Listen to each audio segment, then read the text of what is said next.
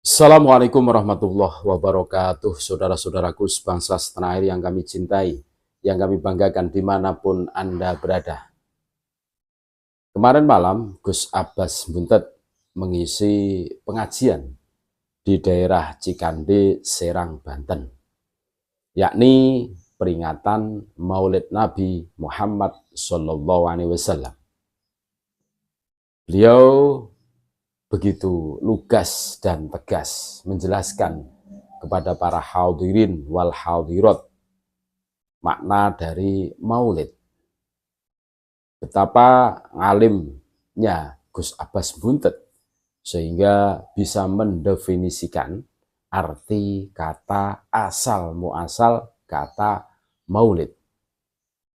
Dan beliau sebagai ketua PWI atau Panglima tertinggi perjuangan Wali Songo Indonesia, Laskar Sabilillah, menegaskan, bercerita, berkisah tentang ulama-ulama Banten yang luar biasa, yang bisa menembus jazirah Arab Saudi seperti Syekh Nawawi Al-Bantani, ini dari Banten. Kita harus berbangga karena ulama-ulama pribumi Nusantara ini luar biasa, diperhitungkan. Malah kita digiring mengunggulkan klan Ba'alwi, kita ikut-ikutan saja. Wah, ini loh yang disampaikan oleh Gus Abbas Buntet. Jadi kita harus bangga. Kenapa? Bangga itu tidak sombong loh. Bangga karena mempunyai leluhur yang luar biasa, menjadi imam Masjidil Haram, bukan Bani Ba'alwi. Selama ini kan kita dinarasikan untuk mengunggulkan golongan Bani Ba'alwi saja. Kita digiring untuk menganggap bahwa yang ampuh, yang wali kutub itu hanya klan Bani Ba'alwi saja.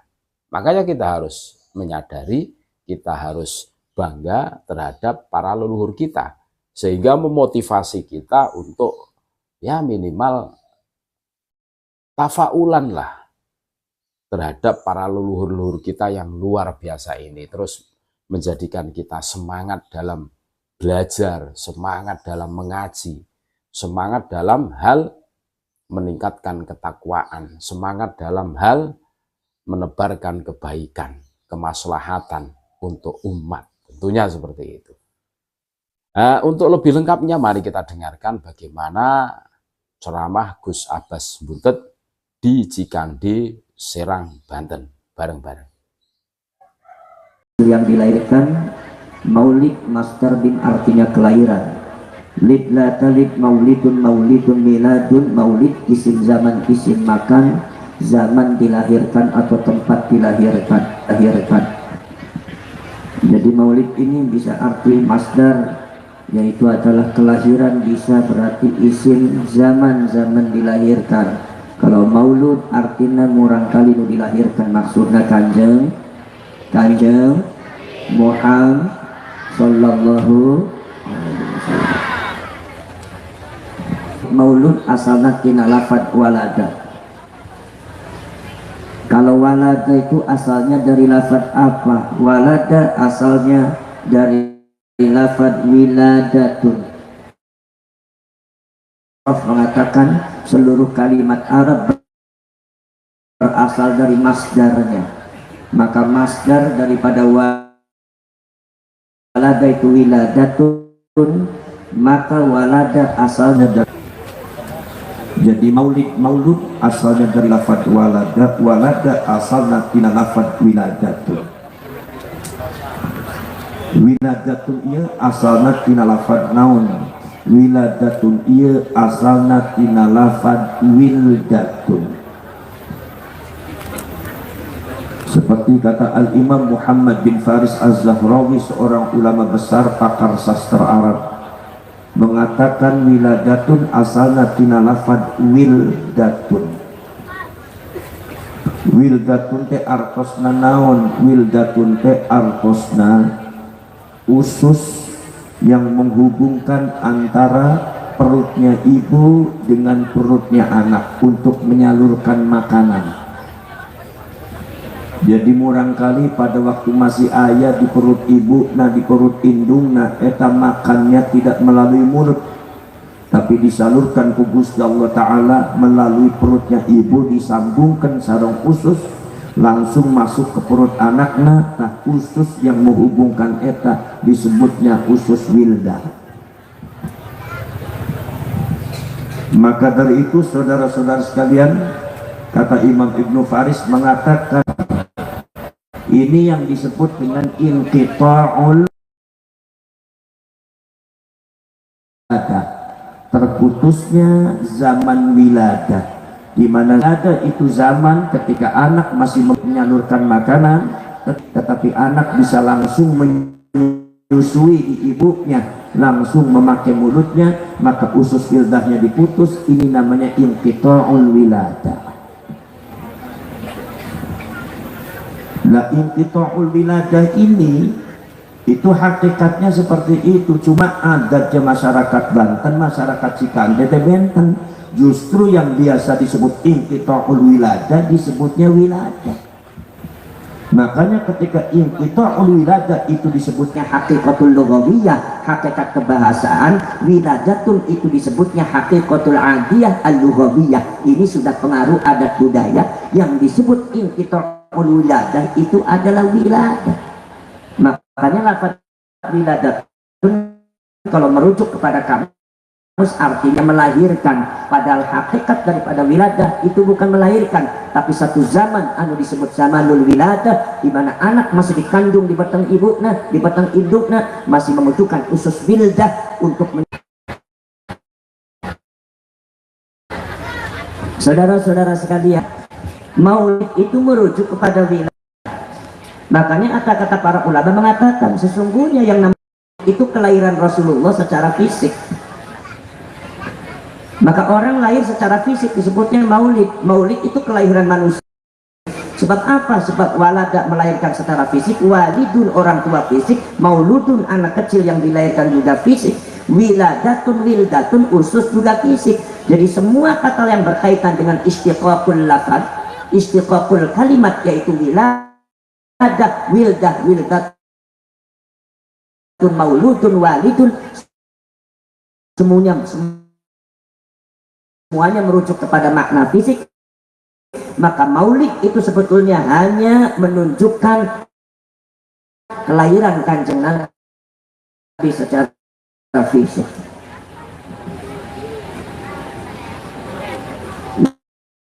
Nah sekarang saudara-saudara kalian, tapi nyatanya di dalam praktek Al-Imam Ja'far bin Hasan bin Abdul Karim Al-Barzanji punya maulid yang disebut adalah Al-Maulidul Barzanji.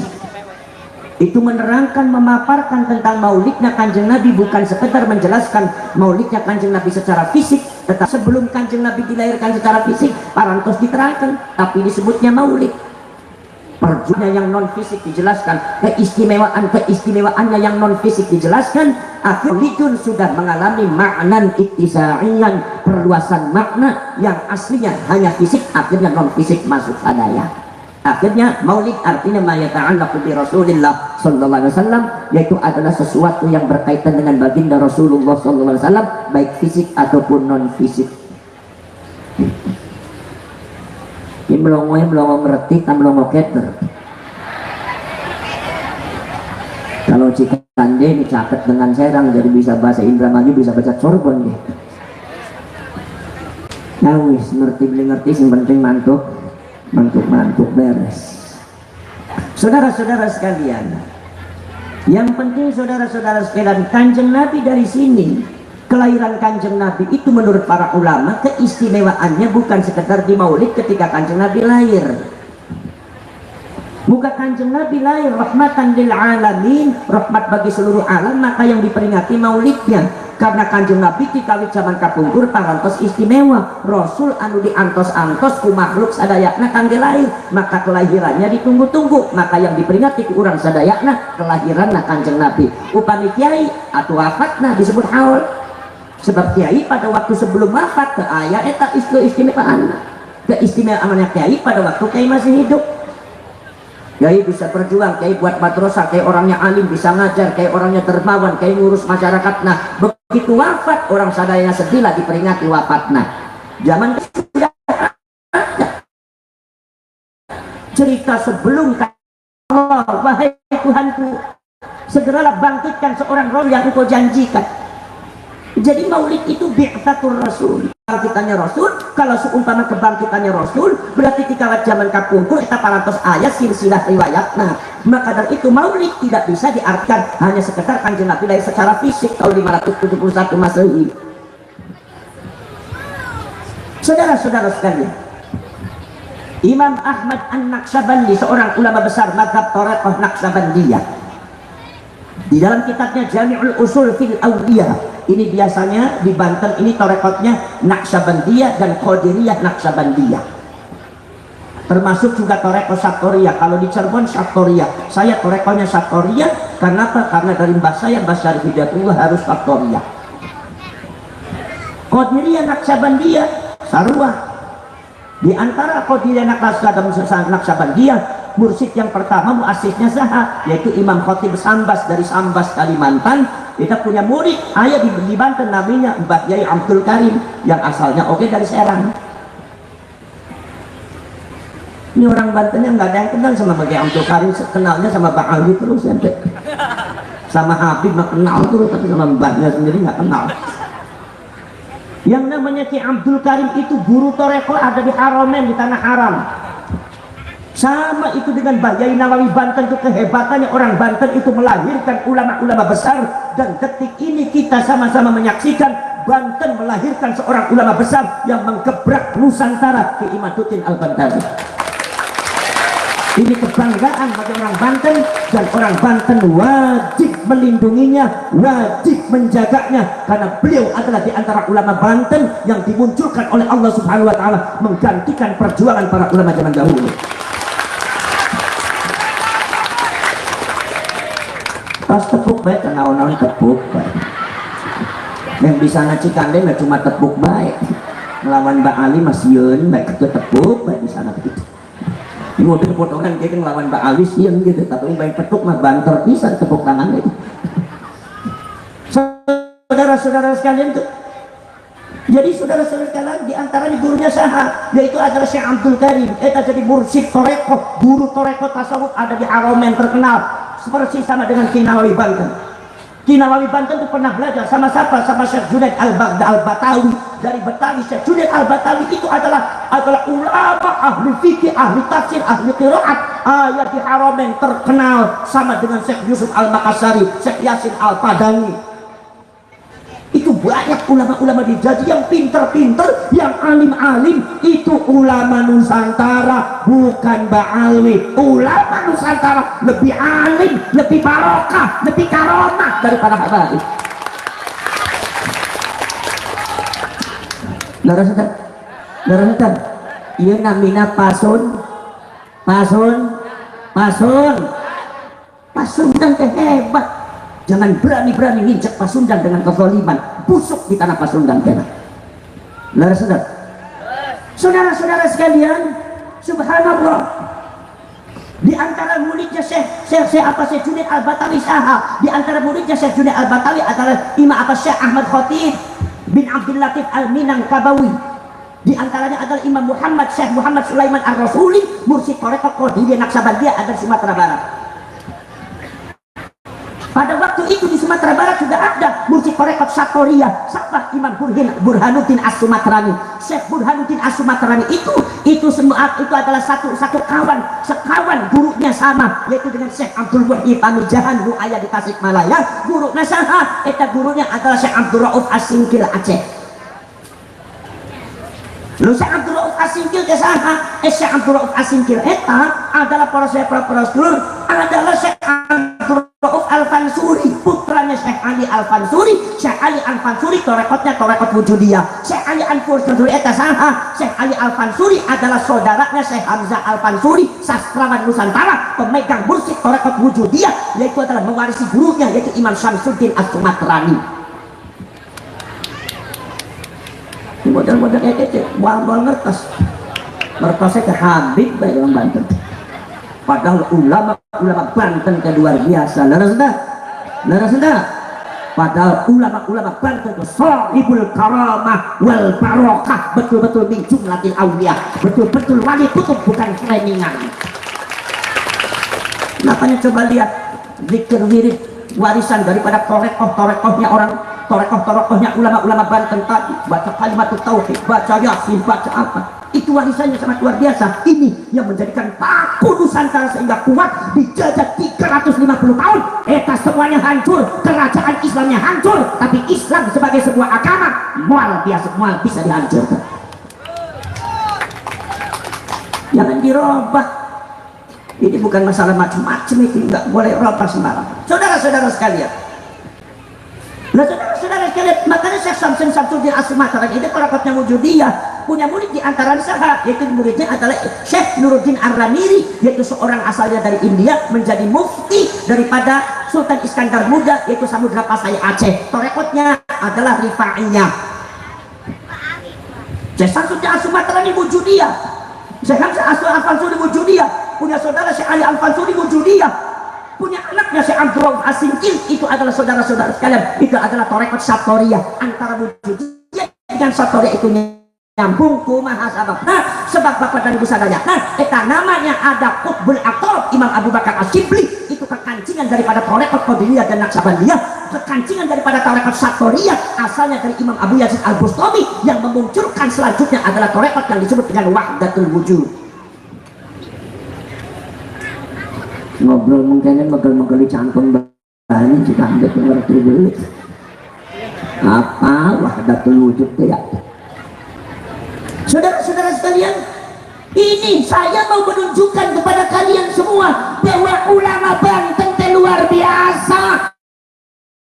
Ulama Banten ya ulama besar yang mengukir sejarah, bukan sekedar di Nusantara, sampai di tanah Arab banyak menjadi guru besarnya orang-orang awam. Kalian tuh orang hebat. Kalian jangan mau dijadikan tikus. Kalian tuh orang hebat. Kalian tuh singa dan macan. Jangan mau dijadikan kucing kalian.